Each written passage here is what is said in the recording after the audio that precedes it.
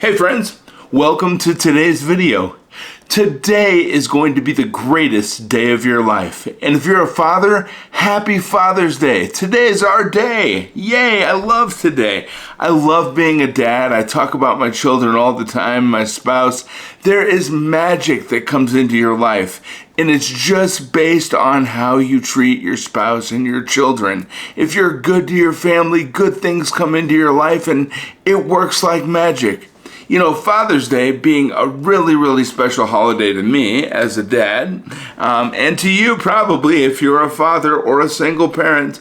I grew up in a single parent family where my mom took care of us from the age of 9 until I was a grown adult and out on my own.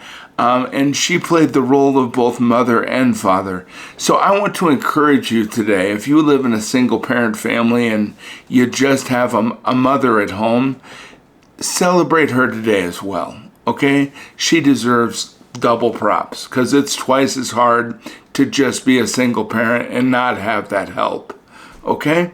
So make sure you love your moms today as much as you love your dad. And let's get into some really cool fun facts about Father's Day. This is really cool stuff. You can run this stuff by dad. It'll make you seem really smart because you know all about the day. First off, it is written as Father's Day with an apostrophe after the R. The holiday creator wanted it to be Father's Day with an apostrophe after the S. But Congress put the apostrophe after the R when they established it as an official holiday. And that also aligns with the way that Mother's Day is spelled as well. You know, one thing I bet you didn't know is that Father's Day was actually proposed by a woman. Yay! A woman from Washington State named Sonora Smart Dodd wanted to create a Mother's Day for dads. And because of her, Washington held the first Father's Day on July 19th, 1910. It didn't become an official holiday, though, until 1972. And we have President Nixon to thank for that. Old Tricky Dick was the one who officially declared it a holiday. Mother's Day, on the other hand, was made official in 1914. Father's Day is typically the fourth most popular holiday for greeting cards. It's way behind Christmas, Valentine's Day, and Mother's Day, but it's slightly ahead of Flag Day. So, hey dads, well, at least we're in the top 4, right? We didn't quite make the podium, but we're standing right next to it. And that's perfectly okay for us. As dads, we're just happy to be here and be a part of things. The official flower of Father's Day is the rose. It's true. And a red rose is supposed to signify that your father is living, while a white rose means he has passed away.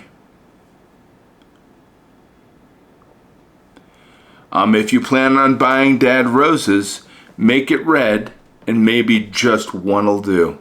You know what? I'd love a dozen roses from my girls. I tell you what, I just love getting anything from them. In fact, I'll tell you real quick. This morning I came down to my desk, and my daughter, so it's kind of funny. People always think we go out and buy all this fancy stuff, and we're all about buying luxury items. They're the Vandergraphs. Not true. Actually, in my house, my kids make presents for Christmas, Valentine's Day, Father's Day. One of my daughters made me this really cool pen holder out of Legos. You know what? When I'm 80 years old, sitting at this desk still, I'm going to have this pen holder. I keep this stuff. I love it. I treasure it. What did your kids make you today? Maybe they bought you something. It's just the thought that counts, right? And it just means more than anything in the world. So I got that. And another thing I got is, I'm not going to be able to bring it over here and show you, but it's another thing made of Legos, and it actually is for the primary books. You know, whenever my kids know, I always talk about, putting the right information into your supercomputer. And, we talk about that in my house, too. As a father, I want my kids to put the right information into their minds. And so they made me a little book holder here, and I'm going to tell you what, I'm going to have it forever. I already told my wife, let's get some glue. We're going to glue these things together. We're going to glue them up just fine, and I'm always going to have them, and I'll remember this Father's Day. Let's move on. Did you know what's the number one gift that dads don't want to get? A tie, right? And ties, actually, as you may not know, but this is a good fun fact for your dad if you're getting him a tie and getting him the traditional Father's Day gift, that ties actually date back to 221 BC. When China's first emperor and his terracotta army were discovered, each sculpture was wearing a necktie. If your dad still has a job that requires a tie, then he probably has enough. So I wouldn't worry about getting him a tie. I got a little secret to tell you. As dads, we like to pick out our own ties. I wear one every day, right? So I you know what I mean. Just a little joking around there about the tie, right? But another fact, did you know that Americans are expected to buy a record 22.9 billion Americans are expected to spend a record 22.9 billion on Father's Day this year. It's quite a bit of money, right? But that's more than double what we spent just 12 years ago. It is still less than Mother's Day, because Mother's Day this last year, we spent an estimated 35.7 billion. So that's perfectly okay. At least the money's going where it needs to go, right? We need to take care of our moms and love them up. They have a special place in our heart. And as a father, I love the mother in my house as well. And my spouse is everything to me. So I'm glad that money's being well spent. Last fact, dads overwhelmingly view being a parent as an important aspect of their personal identity. And it's true. Recently, 85% of fathers with children under 18 say being a parent is the most important aspect of who they are as a person. You know, I've always said you could tell everything you want to know about a man by meeting his family, because a man will put his time and his money where his heart is. And, you know, I think Father's Day is a fantastic holiday. I think today is going to be a great day. If you're a dad, enjoy the day. I'm going to recommend you spend it with your family. Actually, my youngest daughter's been wanting to see this movie.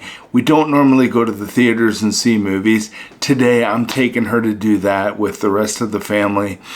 We have something that I've already done for my 14-year-old daughter. I'm going to do something very special with my wife later on today. We're going to spend some time in a beautiful place, have a glass of wine, listen to some of our favorite music, and just spend some time together talking. My family asked me what I wanted to do on Father's Day, and I just wanted to do for them. I think being a father is a privilege, and if you're going to be a good father, be involved. Okay, do things with your family today.